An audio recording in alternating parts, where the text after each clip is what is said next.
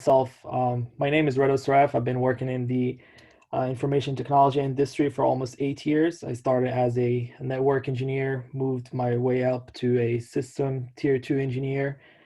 I joined the Verizon team back in 2017 as a senior network engineer, part of the network security firewall team.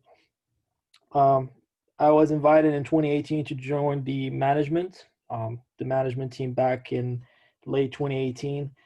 I was promoted to a senior manager, supporting almost about like 8 to 10 customers, some of the aerospace, banking industry, and also the government, some government contracts.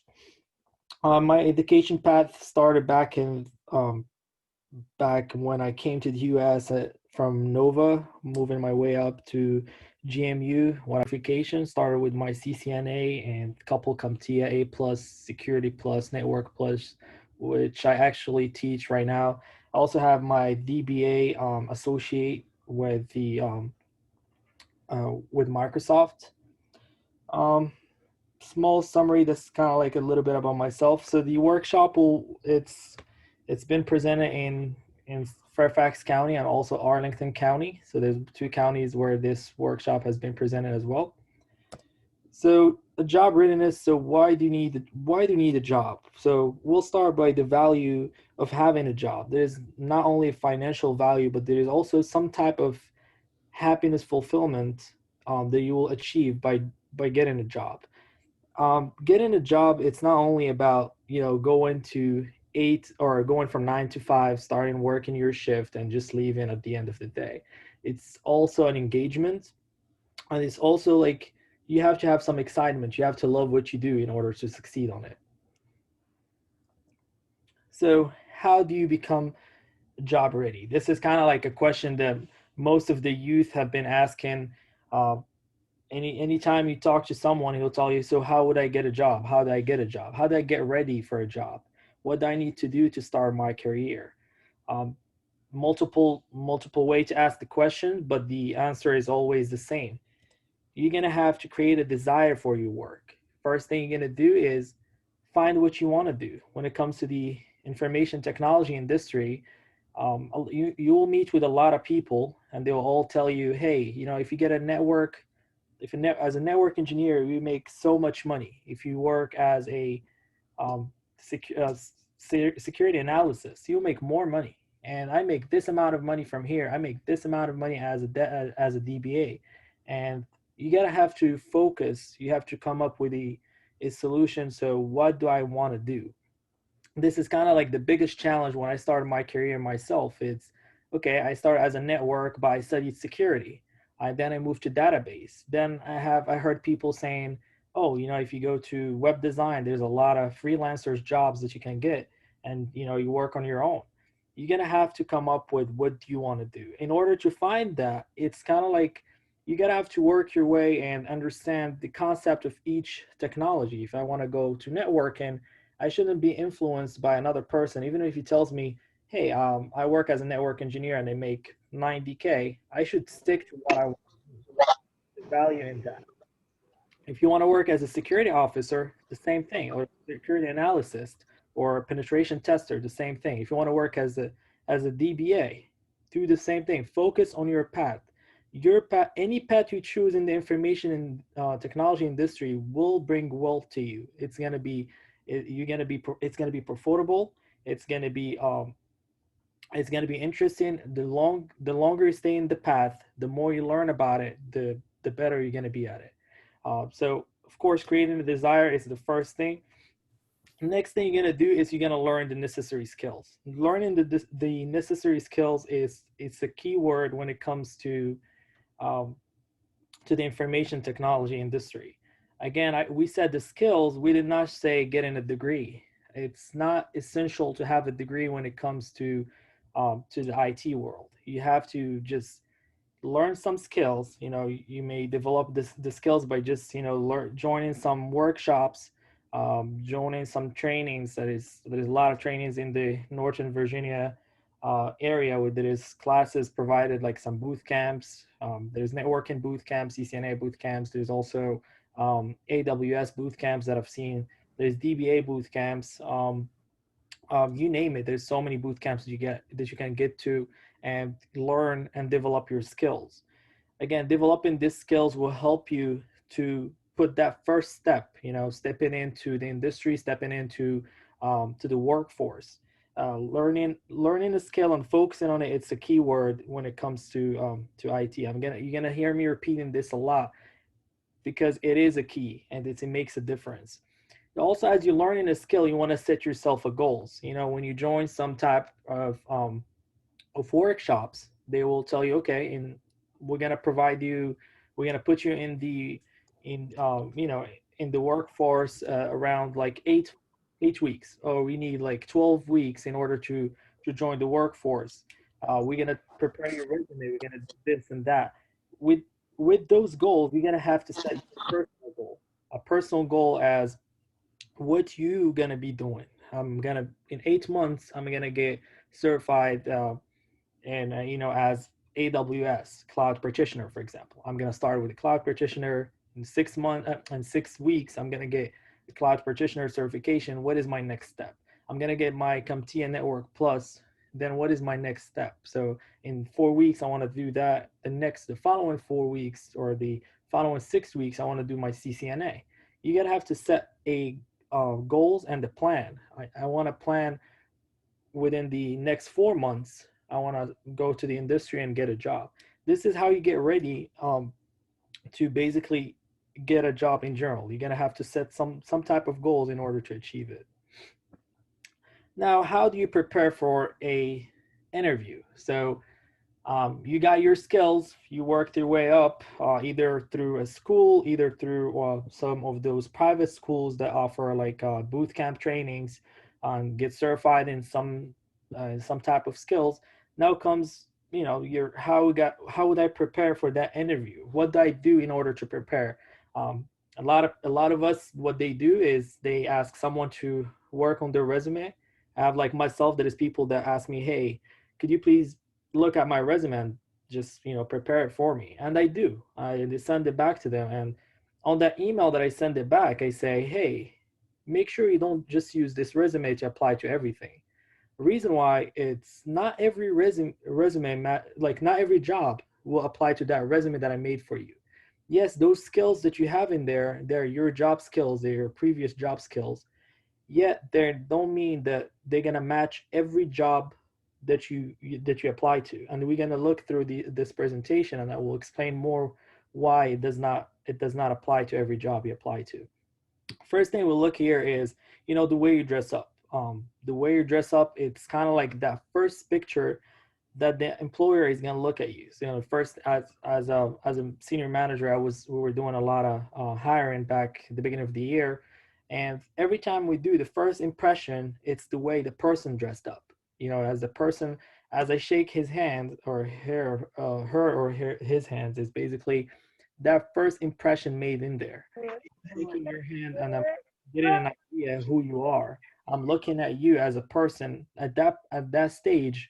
I don't even know who you are. I haven't even said hello to you, but I look at you. So the way you dress up is telling me a lot about you. It's telling me how you take care of yourself, how you are personality wise. It's kind of like giving me an overview of you. Um, this slide is basically just the way you dress up, and what you should wear versus what not to wear when it comes to appropriate and versus inappropriate for men and for women, both to in the workplace. And also, like, if you get your job, also make sure there's some internal policies that you may read into the way you dress up at work. So these are kind of like way of the way you dress up at work, but also you may want to validate that with your company to make sure that you're not violating some type of policies and internal policies. All right, so let's go back to what reality has to offer us when it comes to job hunting. As you finish your training, you're gonna start job hunting, and that process, I can tell you, it's hectic. You apply to every job you find on the Indeed website, in the Monster website, and any other website that you're gonna use. You're just gonna be applying to every job.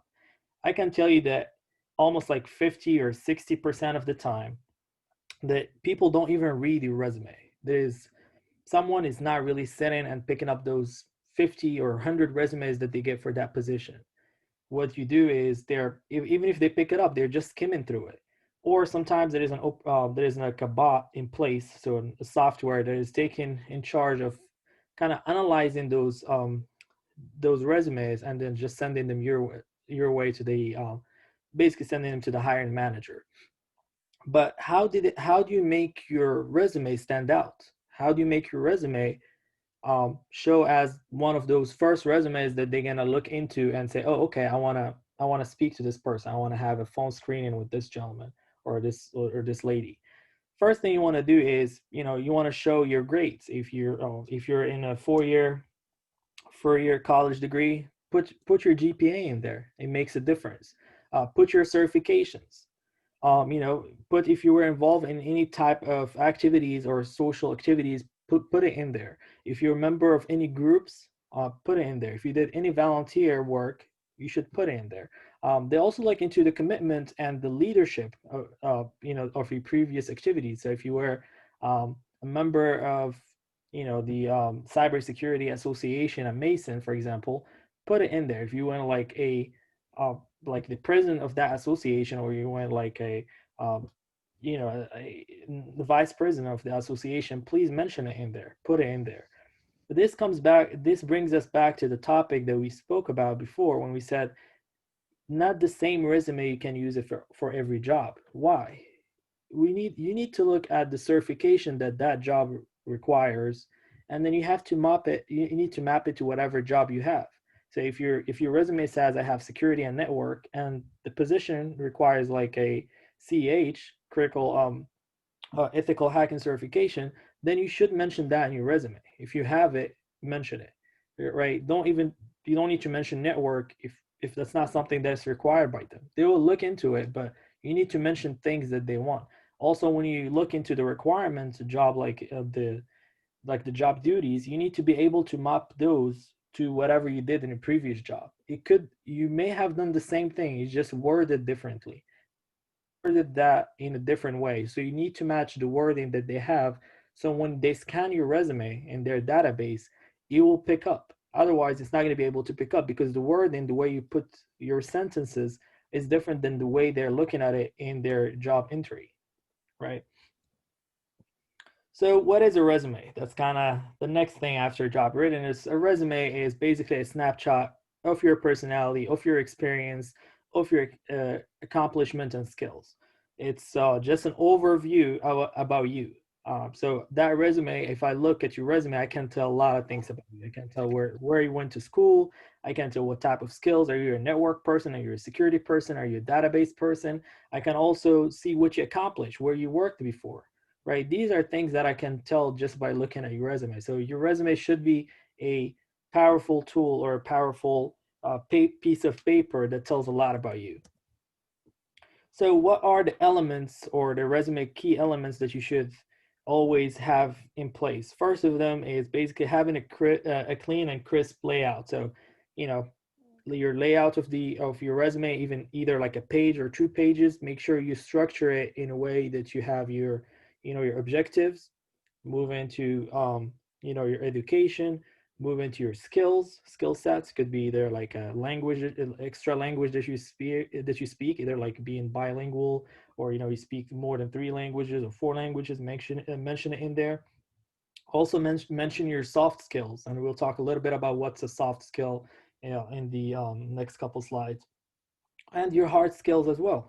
Hard skills, mention them in there. And also your previous jobs and accomplishments, you should mention it in there in a very straight layout. Also, like, have an error free. If there's any spelling errors, make sure you do a spell check before you submit your resume. Make sure you have like your factual and accuracy of the way you put in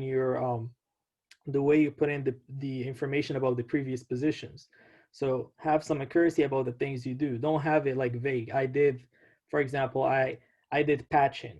What type of patching did you do? Did you do a Windows patching? Did you do a Linux patching? Have you patched like switches? Have you patched operating systems? So these things need to be mentioned in your resume. So as I mentioned, the layout of the resume, the first thing is your objectives. So your objective is, it changes from a job to another. This is basically a summary of statements, or a summary of the objectives that you're trying to do or did with the job. So either being very specific about what you did before and what you're trying to accomplish in the future. So basically routing the resume in a way that, hey, I've done this type of work, and then I'm trying to do this other new type of work. So I'm trying to do, I worked as a network engineer for 12 years or for 10 years or for 2 years. And my next part is, I'm trying right now to move to security. I've learned these skills and I'm starting a new path. So you got to tell him about yourself in there. That kind of will lead us to that question of, tell me about yourself. As you heard me speaking at the beginning of the presentation, I told you a little bit of myself. I went from my professional to my education. I did not say anything about me personally, but this is kind of like what an employer wants to hear. It wants to hear what you did, um, for your professional and education path. This is the two things that he or she are looking for. He doesn't care where you came from, what you did, what's your hobbies. I see people putting in their resume like, what's my hobby is this or my hobby is that. That employer, trust me, does not care about what's your hobby. He wants to know if you have the skills, or if you have worked in the industry enough time, or do you have you worked in this specific type of industry that he's looking to hire you for. When it comes to the education, you should reflect things you did. Either like, if they're asking for a minimum education of 4 years, you should have something like that. If they're asking for an associate degree, please mention it in there. Put like that you have a associate degree, or you have like um, a bachelor degree. These two things should be in there. Also, if you're coming, I'm gonna link this back to Morocco. If you're coming from Morocco and you have a bachelor degree back in Morocco, mention it in there. You do not have to mention the school, because they don't know what the school is. You need to mention bachelor degree of what. If you're I don't know, a software engineer, please mention that you have a software engineer degree in there. Even though it's with another country, that's fine. Put it down that you have a degree. Okay. The next thing is your work history and volunteer experience. So after you put in your education objectives, you're gonna have to put in your work history and volunteer experience. So right there, you have to select prior job experiences that you had or did before. So whatever the recent one should be at top, and the oldest should be at the bottom. As you put them together, make sure, since you did, right, you worked, make sure you use a past tense, or make sure you every job you're talking about it, make sure you mention it in the past tense. You're not just saying I'm doing this, or I did this. You got to say I did.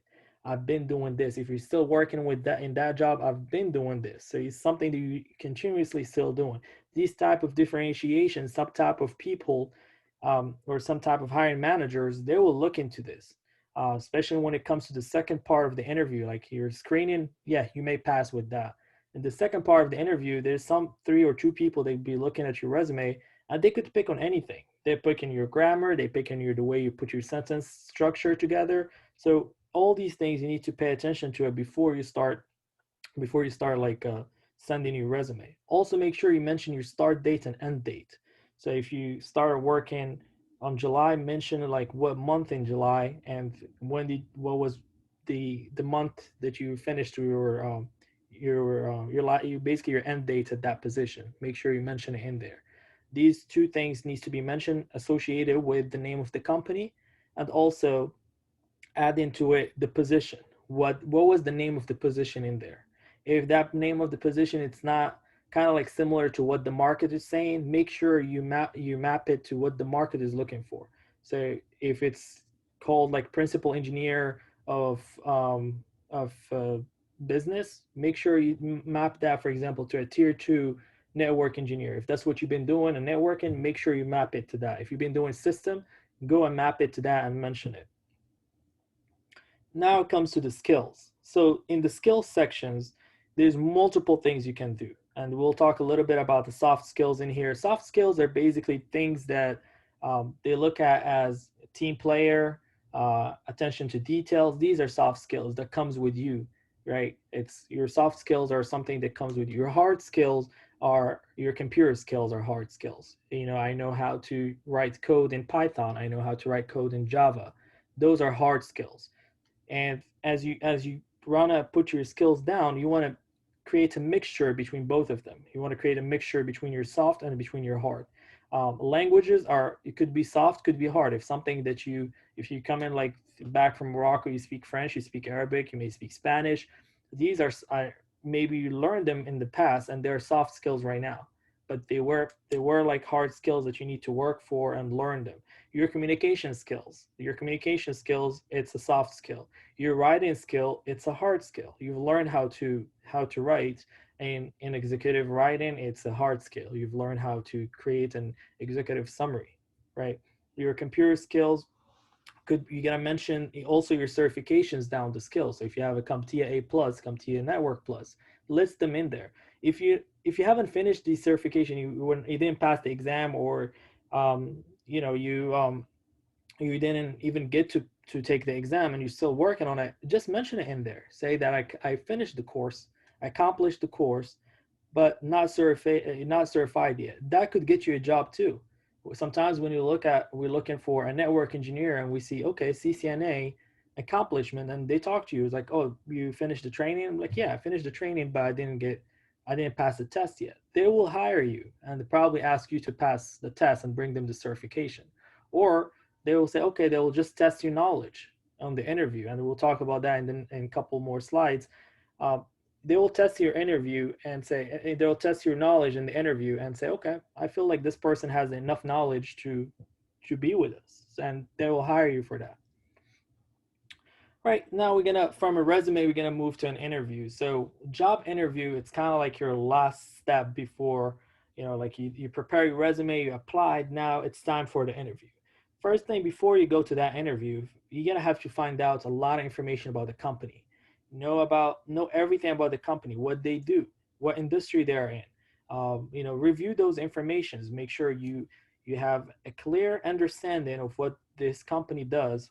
Because as you apply for the companies or apply to multiple jobs, I can assure you 100% that nobody looked at the company. Yes, if you know it, you read it, but oh yeah, this is Amazon, this is Verizon, this is AT&T, this is Spring, this is some type of companies that that you heard of, IBM, something like that. But if you never heard of the company, I mean, few of us will go and look for what does the company do and stuff like that. As long as this position is, it's a network engineer, and I want to get a network engineer position, I'll just apply to it. That's kind of like the mindset that you develop when you're hunting for a job. We all been there. I've been there. I've done it. I will apply to 10 jobs every night. You tell me what jobs did you apply to? I'll remember one or two because I just been throwing my resume everywhere. I just want a job. That's kind of how hungry you are for getting a job at that time. Practice, practice, practice. This is key to everything. It's not only to your job interview, it's literally to anything you do in life. You got to practice it. Practice will take you to perfection. The next thing we're going to do is before your interview. Before your interview, you'll be taken to what we call a phone call screen, or like a call screening. That's when they kind of like talk to you a little bit, just touch base with you, know a little bit about you. So in that phone screening, they'll make sure there's three key things that you need to understand. Be alerted, so understand, get a name, get an email, a phone number of the person that you're interviewing with, or he or she talking to you. Be attentive. Make sure you're not driving and talking to them. You're not doing some different activities, because they will ask you some probing questions, and you need to understand how to reply to those questions. Also, show your interest. Trust me, through a phone or through an email, you can show your anger, you can show your happiness, right? Your email speaks or shows emotions. They speak your emotions. A call will also speak your emotion to the person you're talking to. There's multiple times when you talk to the person, you can tell that person is angry, right? By just the way he's talking to you, by the person's tone, you can tell, oh man, this person is angry at me. make sure you show your smile through the phone. Make sure you're expressing that you're happy to talk to that person, that you're looking forward to the next time you're going to speak to them again. That's how you show your interest. Comes to the interview element. So the interview, it's kind of like after you do that phone screening, they're going to call you in. Right now with coronavirus, they may do either a Zoom or a WebEx meeting with you where they kind of talk to you over virtual. They do a virtual interview, but most of the time when you come in, you have to have some type of elements, which is basically just knowing your resume. You're gonna know what you want to do, know your goals, know your approach them in a way like, okay, I this is what I did. This is kind of like when you start approaching them as, that problem question that every one of you guys, if you had an interview before, is telling me about yourself. Tell me about yourself. It's you have to know what they want to hear from it.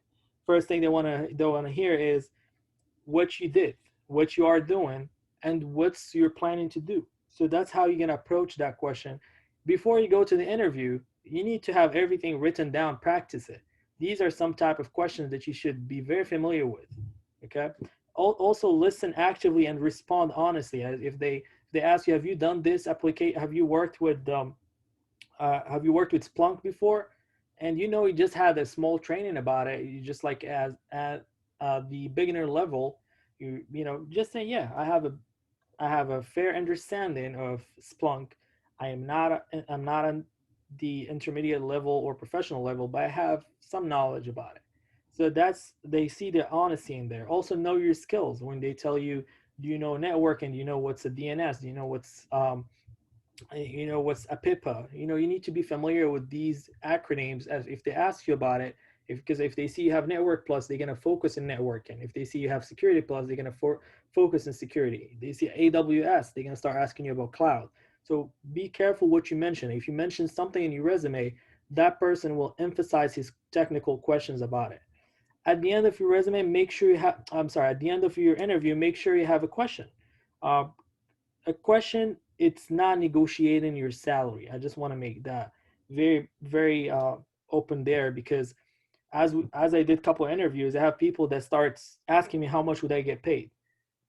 Yes, you can ask that, but that's not the right time. Did you know that? Have you got the position yet? Did someone call you and told you, hey, yes, you've been admitted to this position and this is how the position pays and stuff like that? No, right? So you have to make sure that you don't ask anything about salary wise or how much would you get paid and around those. You can ask questions around the company. What does the company do? What is the goal of the company? These are questions that you want to ask. How many customers does the company support? Right? How many customers would I be supporting if I join the company? These are things that you need to be familiar with and you need to ask. So that's pretty much like a conclusion of everything. Before I wrap up, I just want to add a couple more things in there.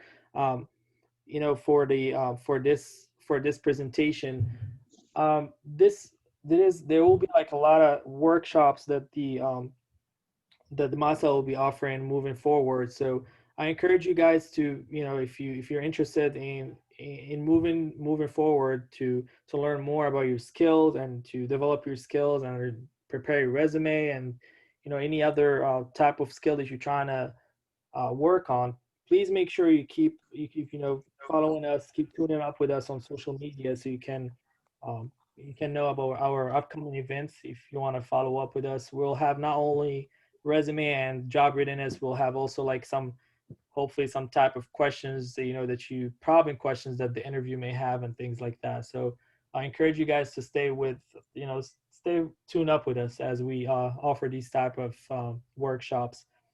So thank you guys for joining again. I'll open up a little bit for a Q&A. We have, I think, still a little bit of time. We still have a couple, we'll have 10 minutes for people to have any questions or something they want to ask about. They can go ahead and just unmute yourself, or you can put it on the chat if you don't want to speak, and we'll go ahead and address it.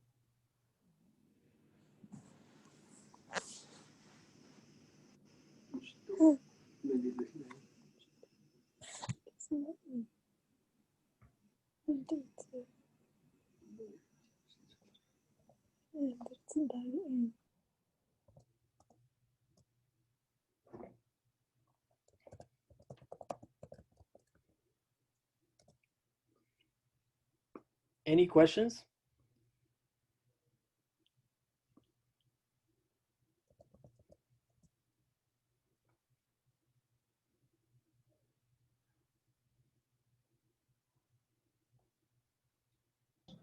All right.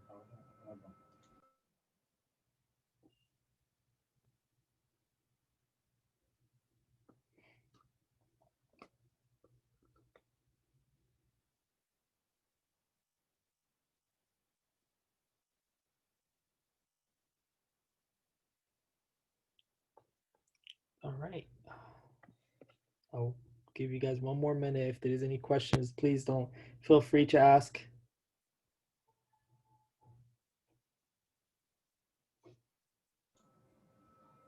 Hello, guys. Can you hear me? Hello? We can hear you. Oh, great. Yeah.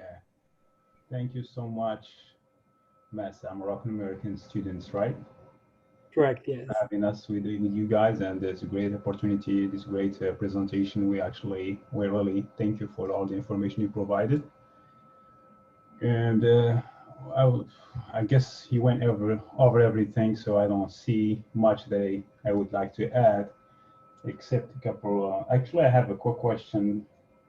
I took my Net Plus, Security Plus, CCNA with JMW, but I haven't had a chance to go on person view, take a test. I was doing some other things on my field is as a security administrator. So, what do you think? I'm sorry, guys, for taking you a little off the subject, and of course I will add some few tips on a resume and interview. But my first question will be, what was the best or the best way to prep for a CCNA exam? But Okay. before you answer that question, I would like to say, like for the interview purpose, on the resume side, you build your resume as you mentioned, the most important stuff, and you have to be honest, as you mentioned. That's the main thing, because if you want to get a job and you're ready for it, you better say what it is, the way it is. And for the interview, you may just want to be prepared for the questions like, okay, talk about yourself. I think you already went through all of this stuff, and be honest. And so that's my question. How is the I know I also got a couple of books of CIE, SSP that's I'm getting ready to work on. But the first thing is I took already the training and everything a while ago, but I just haven't had a chance to go and take my CCNA test. So what do you think and what do you recommend on that? I know there's a bunch of videos, there's a bunch of YouTube, there's Professor Masser, there's all kind of stuff, but I just want to get your feedback and what you recommend yourself. So, Thank yeah, that's really great questions, and a lot of people would probably relate to your question. If you've taken like the class before, I can be honest and open up to you as well as you did. I took CCNA back 2015, so I can tell you my certification is expired. But however, I still have the knowledge, right? The knowledge is still in my mind. Speak about multiple network, uh, Right.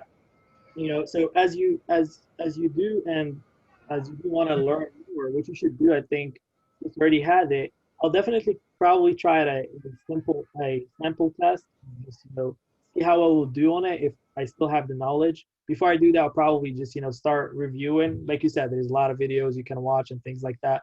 But there's also jobs that will, not only you don't have to get certified in order to get a job. Yeah, it's a big chance when you get certified to get a job, but in the industry in our area, like in the Northern Virginia area, you know, you can get like just an accomplishment of a course, and if you have enough knowledge about the field or about the topic, being networking, being security, whatever that topic is, you will get a job, right?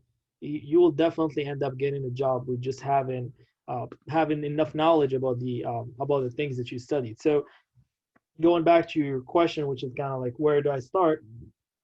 I'll personally start with just like videos, like you mentioned. So you already kind of like answered the questions. Like I will start just watching videos and see if those videos click something in my mind. So if I still have that knowledge or that muscle memory of these informations, if I do, I'll just do a quick overview, like study for a month or so, and just go ahead and take the test. I will not take a test, but I'll take a sample test. I always say that to my students. Do not go and take a test. Take a sample test and see how you do on it. Take it if you do like over 75% or 80%, then go for it and take the take the exam. If you don't, you know that you're not ready. Go again, prepare, and then redo a sample test. Do multiple sample tests. They cost less than taking the test. I will do as many as I can before I go on to that testing center and waste like $400 or $300.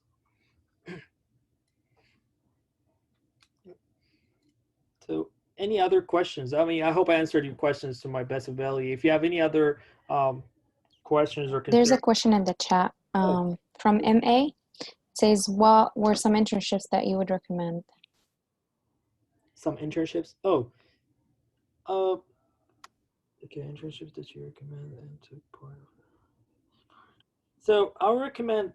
It depends. So if depends on the background that you're on. So that's how I'll recommend a internship. So if if you're still in the 4 year college degree, or if you're getting a certification, or depends what you are. If you work in just if you're still, like, for example, a Mason, your 3rd year or 4th year a Mason, I'll definitely look for something that's going to be around the around your area. Also look for something. It doesn't have to be majority of the internship. Just FYI, they're not going to pay you a lot. I did an internship initially with Verizon before I joined them, but they can be a door to your job. If you do, if you join as an intern, you will do a lot of not really technical jobs. They can push you to do multiple type of jobs, but as you do that and as you perform and keep persevering, like you may do it like a summer internship. So if you keep doing those 3 months and working hard with them, they may ask you, hey, would you like to join us? And they may even pay for your school.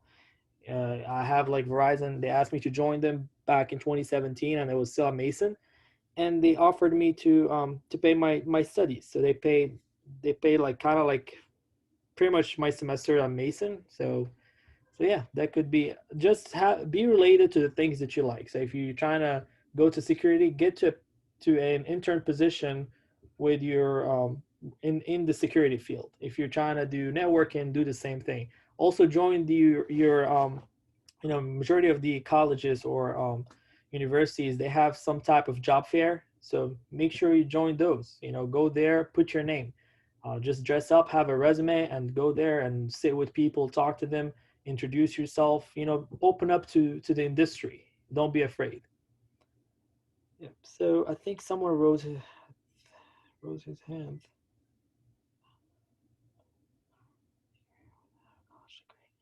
Okay, so I have a question from Yusuf. Could you start an IT career without a college degree, and how?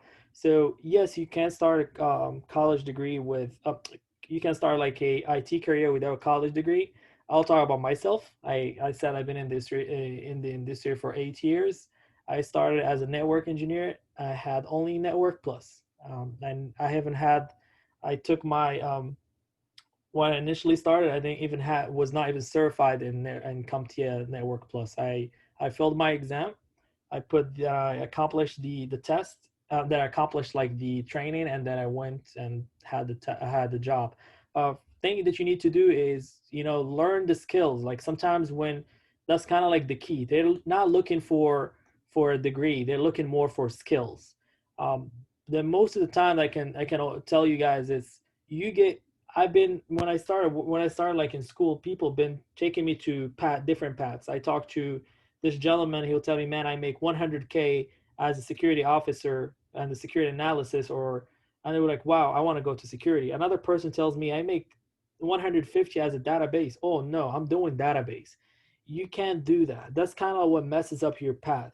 You have to stick with something, and trust me, that specific path that you stick in, it's gonna be very, very wealthy. It's not gonna be like a path that's gonna bring you like it's gonna take you to those hundreds and then 120 and 150. That person that he's talking to probably has seniority in that position. That's why he's making that 120. So every let's just put that broadly in here. So every part of information technology, every skill that you're gonna have, it will pay you some type of money. So it's not really, if you're looking for 90 or something, Yes, you're gonna get some certain certifications, certain skills. If you look in, for example, when the question here is like starting without like a, without a degree, so go to a boot camp, so just join a boot camp and get certified on something. There's a lot of schools that offer boot camps for Security Plus, A Plus, Network Plus, CCNA, CCNP, AWS. There is DBA. Choose a skill and then do a boot camp, learn about it, get your resume there, and then start, and just start applying. That's kind of like the key. I think Khadija just said it. What do you think? Oh, what do you think about boot camp at GW or Tech Academy? I am not very familiar with those, to be honest with you. I don't. I know there's. I know about the workforce development program that it's with Nova. That's kind of like the workforce development program is part of the courses that I used to teach with. They kind of like collaborated with Nova to start teaching skills. So if you're very interested, you could reach out to us. We could share with you a couple information about that boot camp. I'm not very familiar with those two. I know a little bit about Tech Academy because I had one of the people we hired back in earlier 2020 before the pandemic. He came from the Tech Academy, but I personally don't have enough knowledge. Uh, and another question here, I'm gonna come back to you. I think SR or Sundus, that's the person that was asking a question, but I'm gonna go to just one more question that Yusuf asked.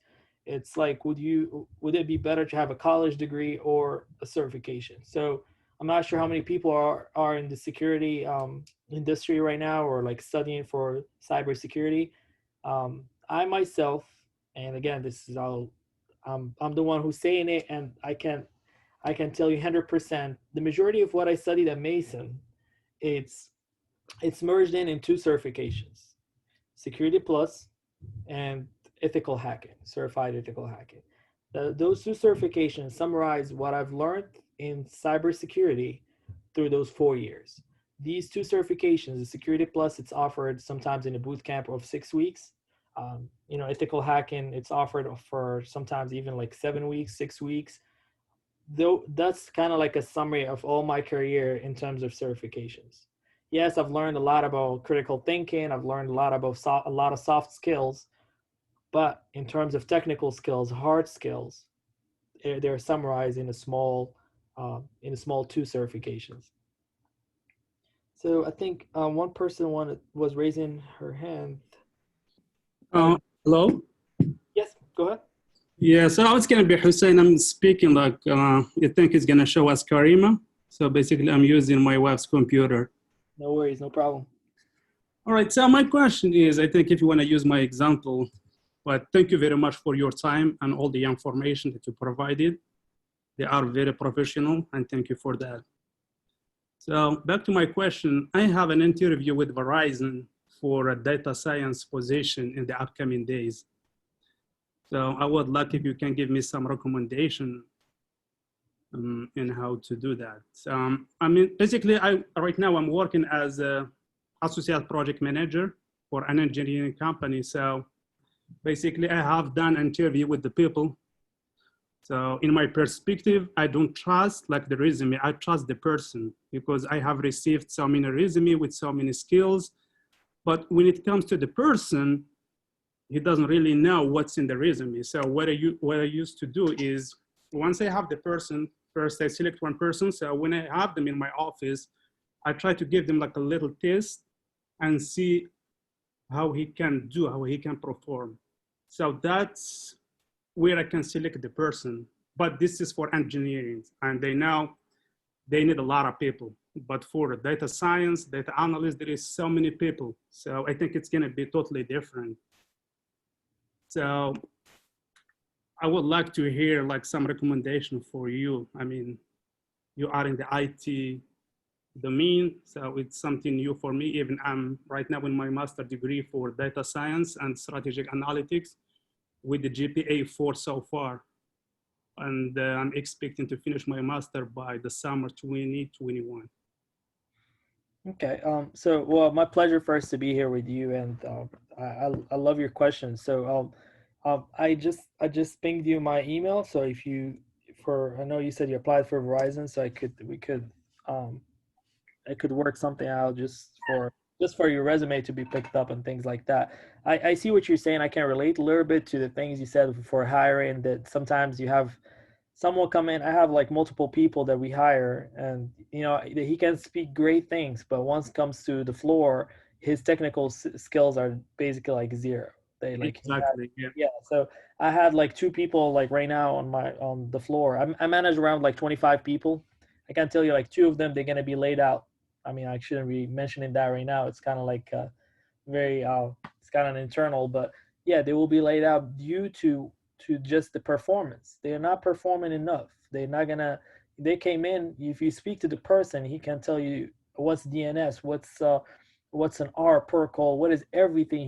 He will speak like if he knows it. Once it comes to the floor, he doesn't know how to log into things, how to troubleshoot an issue, and that's kind of like that's kind of like the problem when it comes to hiring people, because you know you just kind of like you're fishing, by basically you're just looking for a person, but you never know what's the skills. He may be like just a book. He knows everything, but when it comes to, you know, like using those hard skills, it's basically zero. But yeah, for your just to follow up for that, for your, I think you got my email, right? Yes, I did. Yeah, so email me on that, and we can connect for what you're trying to do. All right. Thank you very much. Yeah, my pleasure. All right. Thanks.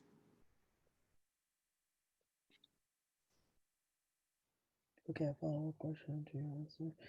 Base certification, alternative for a degree, and then important to degree. Yeah, so I wouldn't say that a certification is an alternative to your degree. So I would not say that. I do appreciate my degree a lot. Not to discourage you guys from getting a degree. No.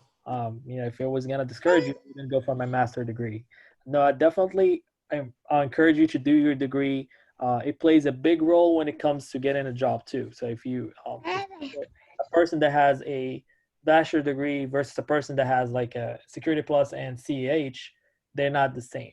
Even though, you know, as we start, as they look at you as an education wise, they look at the person with the bachelor degree versus the person with a with certifications. Yeah, but what I was trying to say is you can get knowledge, you can get technical skills, and you can get a job with certification.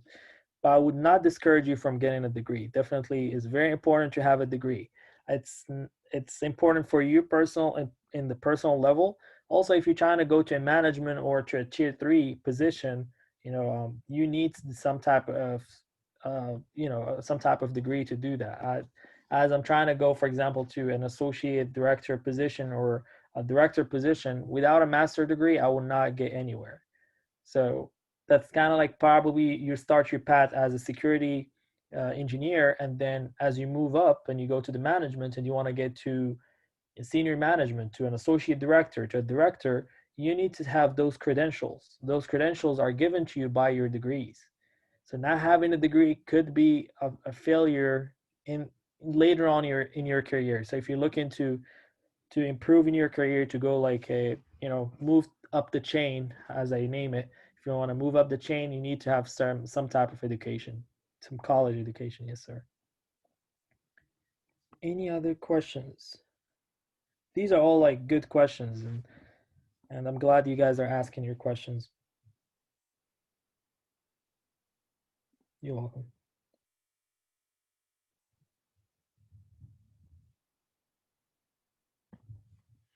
Any questions?